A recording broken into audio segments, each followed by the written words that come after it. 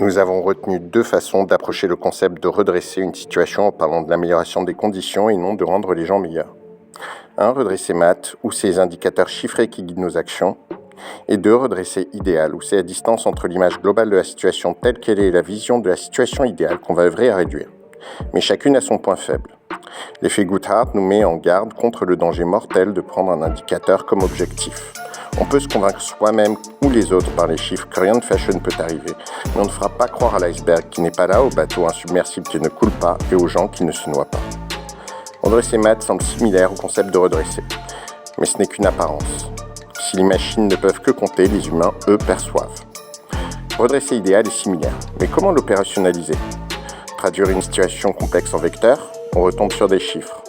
Leur expression sous forme de vecteurs qui les rend solidaires peut être un garde-fou contre la tentation de s'affranchir de ceux qui nous gênent, mais pas un changement de paradigme qui nous sauverait de Goodhart. Mais continuons. Maintenant, France est l'explicandum. Un explicatum simple et similaire listerait toutes les fonctions d'un pays. Mais France Fonction est à nouveau un catalogue. À chaque fonction son indicateur, à chaque indicateur ses erreurs et mensonges, à chaque échec des frustrations, à chaque ras-le-bol son populisme. Est-ce que pour autant la France ce sont les Français ? Est-ce que la patrie est la mère de chaque citoyen ? Un ensemble de fonctions est une machine. Une machine fait un travail. Mais à quoi travaille un pays ? Assez généralement, à faire la guerre.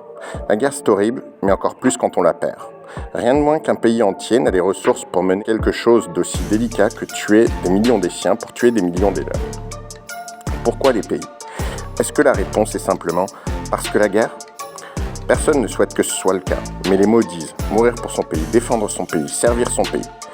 Et ce n'est qu'à la guerre, pas à l'usine, ni même dans une administration publique, où le pays devient cette chose concrète.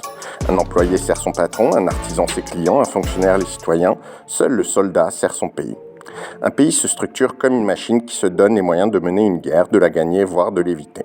Cette intuition nous donne une première approximation, mais on passe à côté.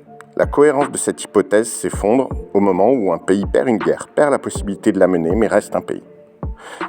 Au contraire, une dynamique d'un pays qui s'arme et développe sa capacité de faire la guerre au détriment de tout le reste est telle que la mener et la gagner soit une fin en soi n'est pas classique, même si on pourrait dire que tous les chefs de guerre dont l'appétit de violence et de domination a causé la chute ont en fait suivi exactement ce chemin.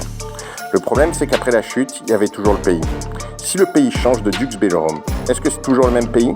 Si toute la politique, la culture et même la population sont remplacées en l'espace de quelques décennies par une nouvelle génération, qu'est-ce qui fait que c'est toujours le même pays ?